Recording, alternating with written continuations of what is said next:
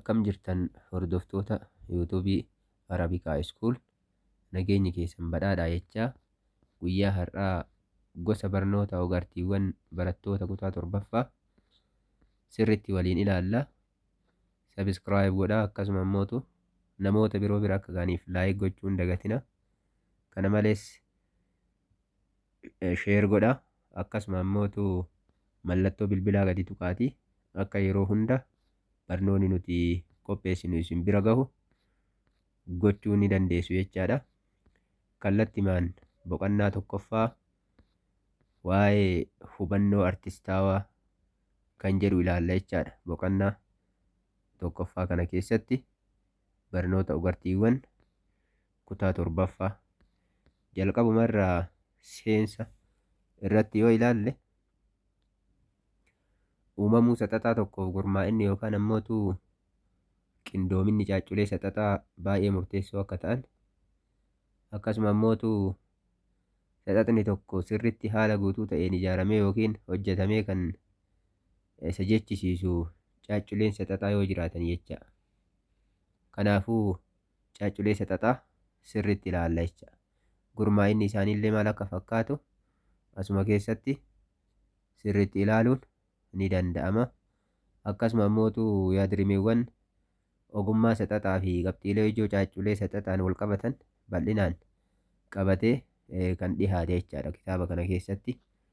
Kanaafuu boqonnaa kana keessatti yeroo eegallu jalqabumarraa gahee fi faayidaa caacculee saxaxaa, akkasuma ammootu saxaxa jechuun hiikkaan isaa maal akka ta'e haaluma duraan waliin barataa dhufnetti ilaallaa jecha. Kanaaf jalqaba irratti hiika saxaxaa jedha. Saxaxa jechuun maal jechuu akka ta'e asumaan kan ilaallu ta'a jechuudha. Ogummaan saxaxaa haala guddina ilma namaa fi teekinooloojii waliin guddachaa kan dhufedha. Kanaaf ilmi namaas jijjiirama gaafa dhufu teekinooloojiinis guddachaa dhufuu kan nutti argisiisu jecha. Bara durii irraa jalqabee ilmi namaa saxaxa adda addaa fayyadamuun aadaa fi seenaa isaa calanqisiisaa ture jecha. Ammas akkasuma immootu kan itti fayyadamaa jiru ta'uu isaa nu hubachiisa jechuudha. Kanaafuu namni tokko osoo saxanni hin hojjetamin dura waan saxaxni sun fakkaatu yookaan ammootu saxaxni inni hojjechuu barbaadu sun akkam akka jiru hojii isaa beekuun barbaachisa jecha. Hojii saxaxaa bareedaa ta'e tokko hojjechuudhaaf akkaataa ergaa fi amalli hojiin sun qabu sirritti beekuun baay'ee barbaachisa jecha. Hojiin sun akkam jira, amalli isaa maal fakkaata, ani waan akkamii hojjechuudhaaf deema waan jedhu sirritti beekuun barbaachisaadha jecha. Isuma kanaan wal qabatee hiika saxaxaa sirritti yoo kan ilaallu ta'e saxaxa jechuun karoora jechuudha. Akkasuma ammootu qajeelfama jecha. Ijaarsa waan tokkoo yookaan hojmaata waan tokkoo jecha. Kanaafuu qajeelfamni yookaan ammootu karoorri kallattii waan tokko ittiin hojjennu kan nama qajeelchuu jecha. Akkasumas raawwii dalagaa fi adeemsa bu'aa karooraa yookiin adeemsa qajeelfama oomisha foormii tokkooti jecha. Foormii tokko oomishuudhaaf jalqaba karoora qabaachuu qabna. Hojmaata ittiin hojjennu qabaachuu qabna jecha. Ijaarsi mi'aa kallattiin karoora ifa ta'e osoo hin qabaatin hojjetamu hojiiwwan akka ogummaa harkaa fi kan kana fakkaatan dalagaa saxaxaan alatti hammatamuu hin danda'u jecha. Kanaafuu saxaxni yoo hin jiraatin hojii ogummaa tokko hojjechuu hin dandeenyu waan jedhu of keessaa qaba jecha. Saxaxni hojii og-argaa keessaa isa tokko ta'ee ogeessa og-argaatiin tooftaa garaagaraa gargaaramuun foormii qaama wantoota adda addaa qindeessuun guutumaan guututti karaa ergaa ittiin dabarsinu jecha. Foormii qaama wantoota garaagaraa fayyadamnee ergaa ittiin kan dabarsinu jecha. Wanti suni maal inni saxaxa jecha. Inni kun maalidha? Hojii og-argaa keessatti kan hojjetu jecha. Akkasumas saxaxni wantoota uumamaas ta'ee namtolchee walitti qindeessuun foormii yookaan saxaxa barbaadame itti dabaluudhaan yookaan ammootu irraa hir'isuun karaa ergaan ittiin darbuu danda'u jecha. Foormii tokko yookaan waan barbaachisu itti dabaluudhaan yookaan ammoo irraa hir'isuudhaan karaa ergaa ittiin dabarsinutu saxaxa jedhama jecha. Kanaaf hiika saxaxaa haala kanaan laaluun barbaachisaadha. Kunis akkaataa ijatti mul'atuu fi ergaa guutuu dabarsuu danda'uunii jechuudha. Kanaaf walumaa galatti hojii saxaxaa bareedaa ta'e tokko hojjechuuf akkaataa ergaa fi amala hojiin suni qabu sirriitti beekuun baay'ee barbaachisaadha jecha. Itti aansinee kan laallu caacculee saxaxaati jechuudha. Caacculeen saxaxaa eenyu fa'a maal akka ta'an sirriitti kan waliin ilaallu ta'a jechaadha.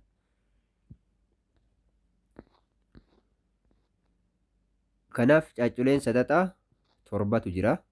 Hojii saxaxaa tokko gurmaa'ina qabiyyeewwan ittiin ibsamuu ni qaba jedha. Gurmaa'inni qabiyyeewwan akka galteetti tajaajilu kun immootu caacculee saxaxaa jedhama jecha. Gurmaa'ina hojii saxaxaa tokkoof caacculeen barbaachisa jecha. Gurmaa'ina hojii saxaxaa sanaaf gurmaa'inni caacculee suni caacculee saxaxaa jedhamu. Caacculee saxaxaa jechuun walitti dhufanii yookiin ijaaramanii kanneen hojii saxaxaa tokko akka uumaman taasisanidha jecha. Uumama hojii saxaxaa tokkoof ka'umsa ta'a jecha. Caacculeen saxaxaa 7tu jira. Jalqaba irratti sarara akkasuma ammootu boca, inni sadaffaan foormii, halluun ni jira, bakka, sookkisaa fi vaaliyuudha jechaadha. Akkuma kutaa 5ffaa keessatti barattan isaan kunniin caacculee ogargaa jettanii kan barataa turtan wajjin kan wal fakkaatudha jecha. Haaluma kanaan caacculeen saxaxaa ogargaa maqaatiin tokko ta'anis hanga ta'e hiika irratti maal qabu jecha garaagarummaa qabu jecha. Sababni isaas caacculeen kun saxaxa keessatti akkaataa qabiyyee saxaxaan ibsamuu waan danda'aniifi. Qabiyyeen kun akkaataa saxaxa dhiyaateetiin waan ibsamuu danda'uuf garaagarummaa qabu. Kan kutaa 5ffaa keessatti caacculee ogargaa jettanii barattan san wajjin maqaadhaan tokko garuu hiika irratti xiqqoo isii garaagarummaa qabu waan jedhu as keessatti hubachuun ni danda'ama jecha. Itti aansuudhaan saxaxa hojjechuuf sararoota adda addaatti fayyadamna. Kanaafuu waa'ee sararaa as keessatti sirriitti ilaalla jechaadha. Waa'ee sararoota kutaa 5ffaa keessatti akkuma gosoota sararoota garaagaraa barattan as keessattis waan muraasa waliin kan ilaallu ta'a jecha. Sararoonni amala adda addaa qabu. Isaanis dheerachuu danda'u, gabaabachuu yookaan ammootu giddugaleessa ta'uu danda'u jecha. Akkasuma furdachuu fi qal'achuu, lallaafuu, jajjabaachuu yookaan huqquuquu jechaadha. Walitti fufuu, kallattii jijjiiruu, haalli kun maalidha? Sararoonni amala isaan qaban keessaa isaan kanniin jecha. Furdachuu yookaan qal'achuu, dheerachuu, gabaabbachuu, giddugaleessa ta'uu, lallaafuu, jajjabaachuu, walitti fufuu, kallattii jijjiiruu. Kanaaf isaan kunniin amaloota sararaatii jechuudha. Itti fayyadama sararaa yoo ilaalle haala itti fayyadama sararaa. Faayidaan sararri qabu keessaa murteessoon qubee lakkoofsa qubeessuu, barreessuu akkasuma ammootu kaasuu gaariidha. Waan kanniin nu gargaara jecha. Faayidaan sararaa qubee qubeessuu, lakkoofsa ittiin barreessuu akkasuma ammootu fakkii yookaan ammootu waan gaarii tokko ittiin qopheessuudhaaf yookaan kaasuu gaariidha jechaadha. Qubeenis ta'ee lakkoofsi walitti dhufeenya sarara adda addaatiin kan uumamu ta'ee barnoota sadarkaa gadii keessatti akka itti baratte ni beektaadha.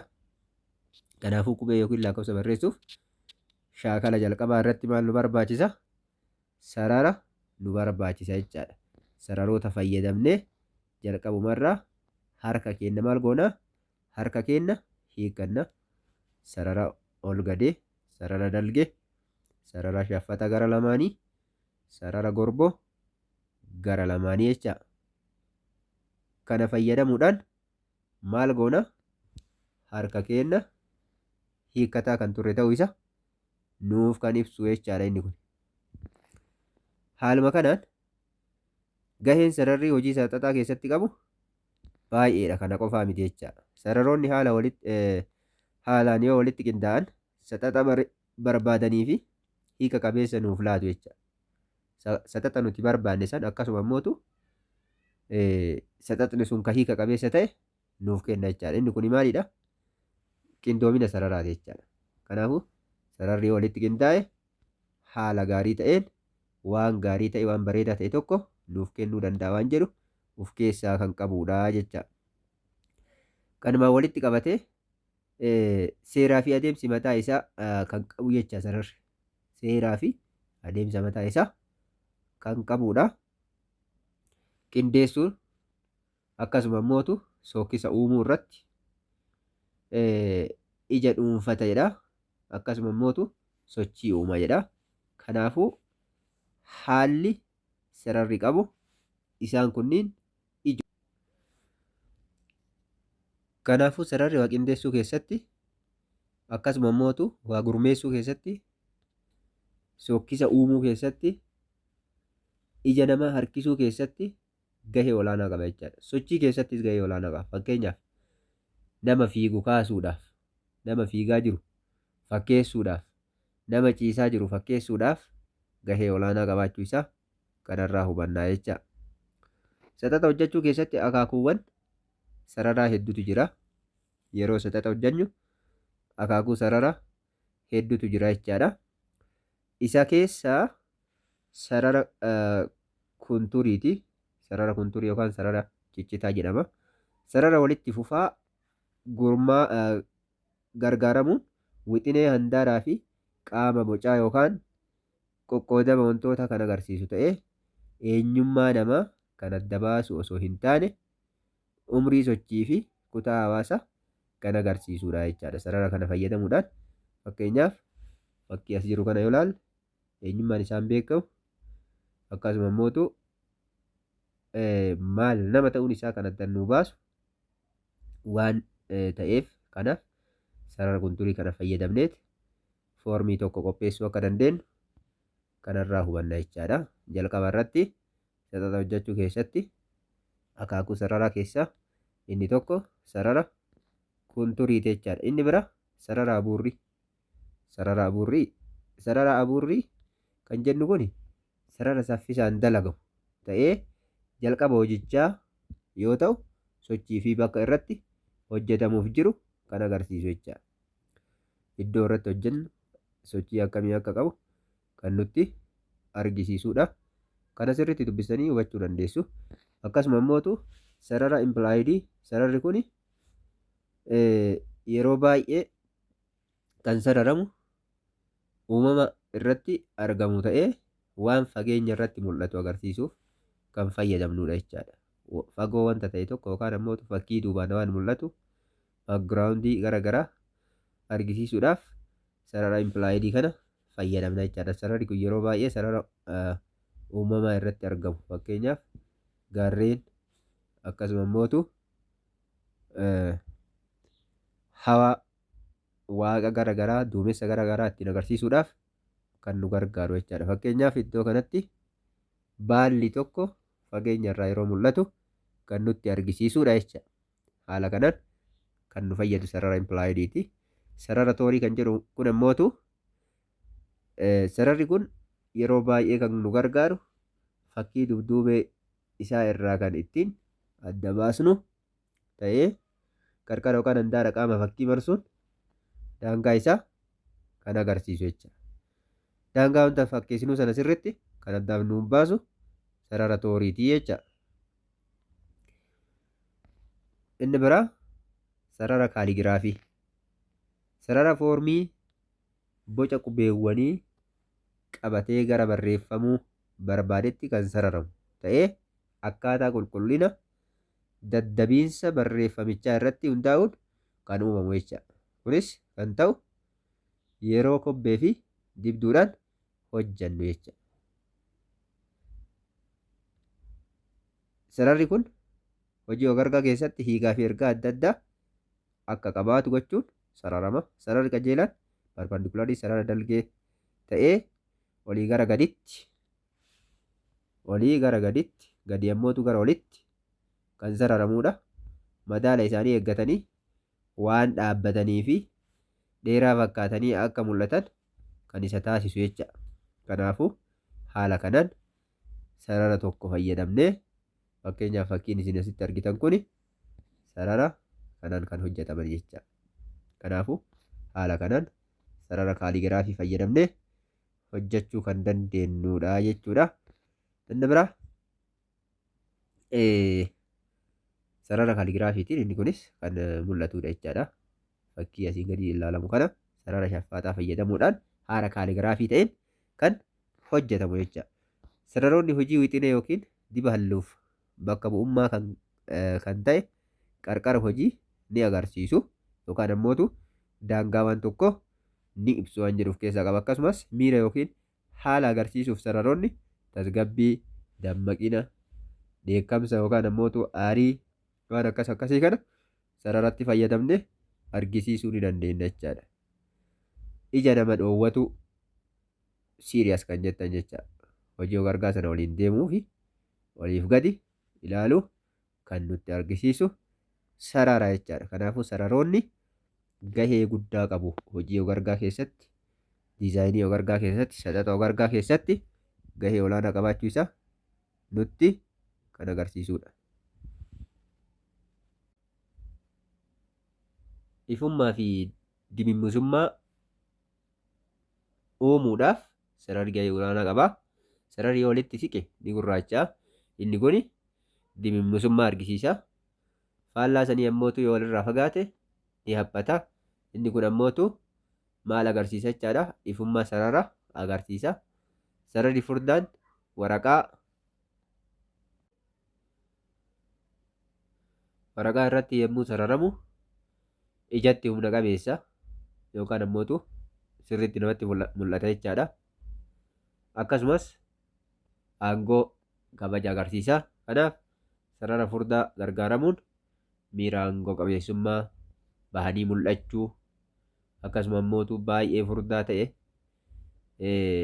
wanta ciccimoodhaaf akka fayyadamnu kan nutti argisiisu jechaadha. Sababni isaa baay'ee humna godhachuu fi bahee mul'achuu isaa irratti caacculee sararaa keessaa sirriitti waan mul'atuuf jecha. Kanaaf sarara furdaa fayyadamuun wantoota akkanaa kan agarsiisu kan dandeenyudha jechaadha. Sararri qal'aan garuu yeroo daawwatan miira qananii hin uumu, namatti hin tolu jechaadha.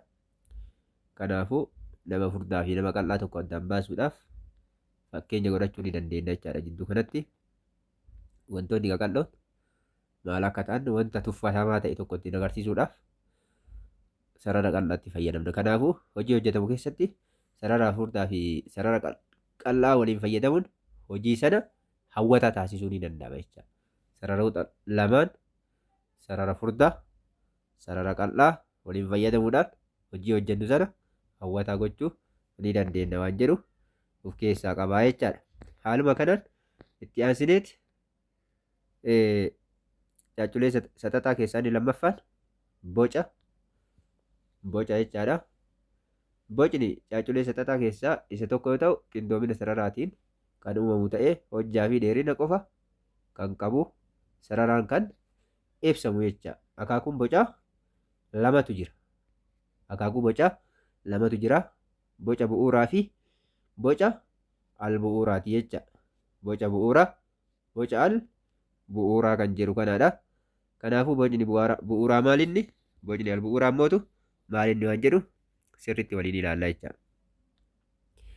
Bocni bu'uuraa boca baay'ee sirrii ta'anii fi barnoota herregaa keessatti illee danaalee garaagaraa agarsiisuuf kan gargaaraniif akkasumas salphatti kan safaramanidha jecha. Hedduminaan wantoota namtolchee ta'anii fi sababni isaas dalaguu fi wantoota ittiin hojjechuuf mijataa waan ta'aniif sararri kun sarara bu'uuraatti fayyadamna jechaadha. Kanaaf sarartuu koompaasii gargaaramuun hojjechuun hin danda'ama jechaadha sararoota kanniin.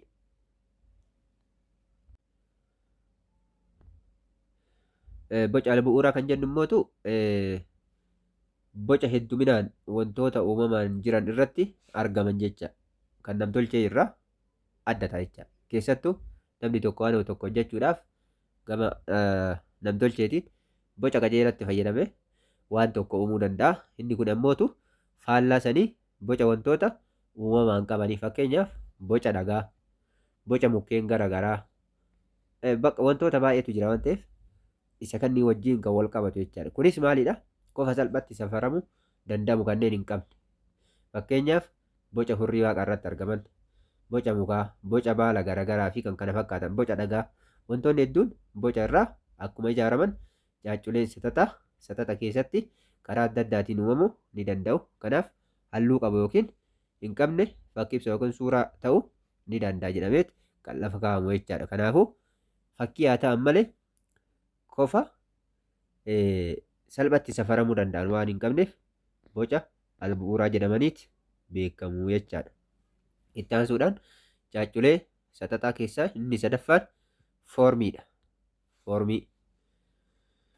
Foormiin caacculee satataa keessaa isa tokko ta'ee qabatamaan wantoota daayimeenshinii sadi qabu.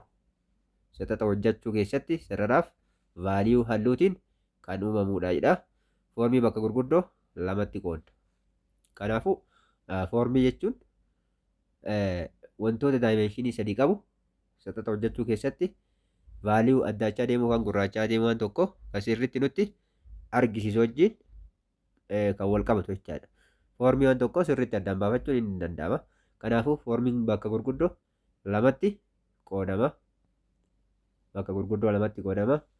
Foormii bu'uuraa, foormii al bu'uuraa jennee bakka gurguddoo lamatti qooduu dandeenya jechuudha.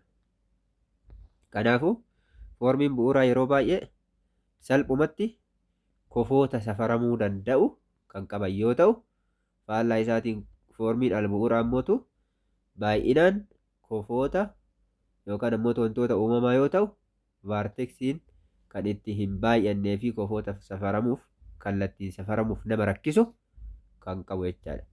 Kofoonni isaa safaramuudhaaf dhiibbaa kan qabaatu jechaadha. Fakkeenyaaf fakkiiwwan kana yoo ilaaltan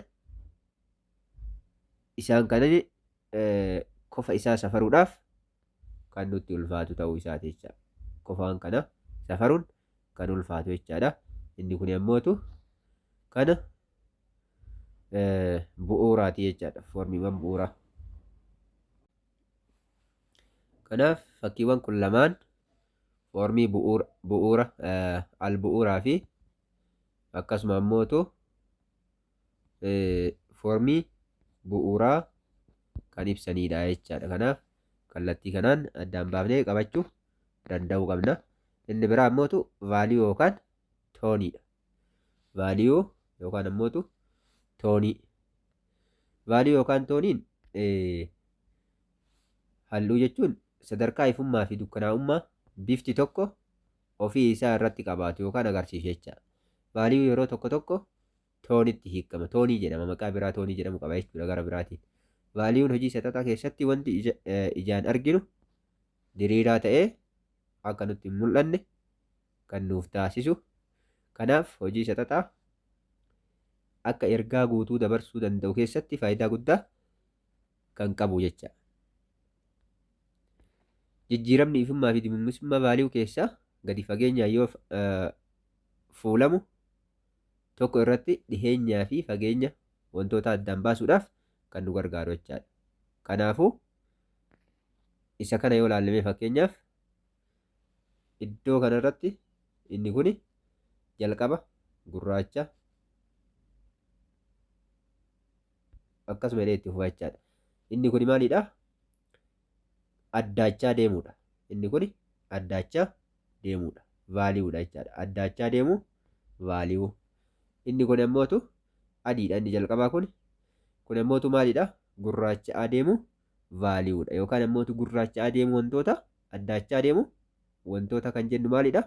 Vaaliyuudha jennee salphumatti qabachuu dandeenya. Kana jechuun vaaliyuu jechuun addaachuu yookaan gurraacha'u wantootaati qaama wantootaati jennee addaan baafanna. Fakkeenyaaf fakkii kanarratti wantoota fagoo baay'ee fagoo ta'an addaan baasuudhaaf akkasuma immoo kan nutti kaluu ta'an sirriitti ibsuudhaaf maal fayyadamna? Gurraacha'aa deemuu fi addaachaa deemuu wantoota kan nutti argisiisu vaaliyuu halluuti jechaadha. Kanaafuu toonii vaaliyuu kan agarsiisudha jecha fakkiin kun.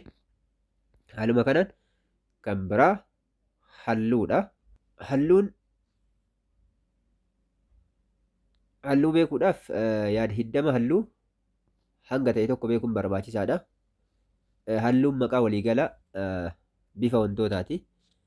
Kanaafuu halluu jechuun bifa wantootaati. Halluu yoo jennu ammoo bifa jiran yookaan ammoo halluu jiraniif maqaa waliigalaati jecha. Halluu arguuf wantoonni sadii barbaachisoo. Inni tokkoffaan ifa. Ifni jiraachuu qaba halluu arguudhaaf. Dirri wanta ifni irra mul'atu suni jiraachuu qaba. Wanti argu yookaan ammoo ijji jiraachuu qabdi jecha. Wantoonni kunniin sadii yoo hin jiraanne halluun hin jiru jecha. Kana keessaayyuu tokko yoo hafe halluu arguu hin dandeenyu. Kanaafuu kallattimaan gara maddeen halluutti yeroo deebinu halluu bakka meeqatti qoonna? Bakka lamatti qoonna jechaadha. Bakka lamaan halluu uumamaa fi akkasuma immoo halluu namtolchee jedhaniitti haalli uumama isaa bakka lamatti qoodama jechaadha. Haala uumamaatiin halluu uumamaa fi halluu namtolchee jedhamanii qoodamu. Kanaafuu halluun hojii saxaxaa tokko keessatti miidhagina hojichaa dabaluuf gahee olaanaa qaba. Madaala waan sanii eeguu keessattis gahee olaanaa qaba. Akka wal simu taasisuu keessattis gahee olaanaa qaba.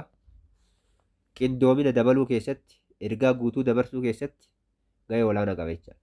Halluu malee hojiiwwan saxaxaa kamiyyuu hojjechuun hin danda'amu, nama rakkisa jechaadha. Nuuf hin bareedu, gaarii hin ta'u. Kanaaf hojii saxaxaa keessatti halluun baay'ee barbaachisaa fi isa ijoo kan ta'e halluudha jechaadha. Kanaaf isa bifa kanaan fayyadamna.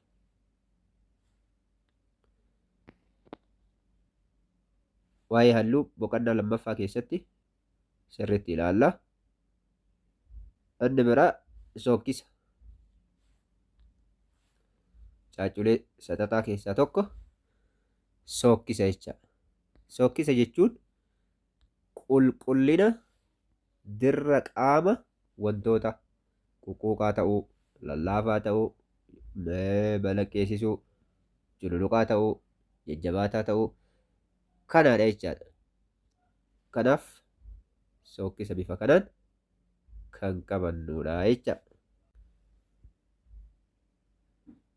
Sookkisni hojii ogummaa saxaxaa keessatti garaagarummaa wantoota akka sirnaan adda baafachuu dandeenyu, hawwannaa, miira, ogargaa keessatti sirrii ta'ee fi akkasuma kan namni horuu fi akkasuma immoo kan namaan uumamu ta'uu isaa kana keessaa hubamna jechaadha.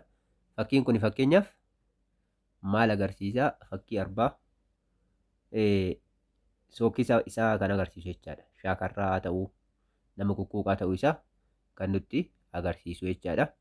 Kanaafuu uumamni sookkisaa akkasuma immoo namtolcheenis uumamuu ni danda'a gara lachiinuu. Sookkisni uumamuu danda'uu isaa kanarraa hubanna. Itti aansine bakka. Bakki caacculee saxaxaa keessaa tokko ta'ee iddoowwan akka bakka duwwaa yookiin bakka banaa, haala naannawa gubbaa, olii fi gad kan qabu jecha. Kanaafuu iddoon qaama wantichaatiin qabame kan agarsiisu bakka jechaadha. Kanaafuu bakka jechuun iddoo wanta tokkoon qabamu jennee salphatti lafa kaa'uu dandeenya. Kanaafuu kana jechuun hojii saxaxaa tokko keessatti bakki barbaachisaadha. Osoo bakki hin jirre saxaxni bakka qabatu hin qabu, bakka irratti hojjetamu hin qabu, mul'achuu hin danda'u. Akkasuma immoo hojii saxaxaa tokko keessatti bakka qoqqoodne ilaaluu ni dandeenya jechaadha.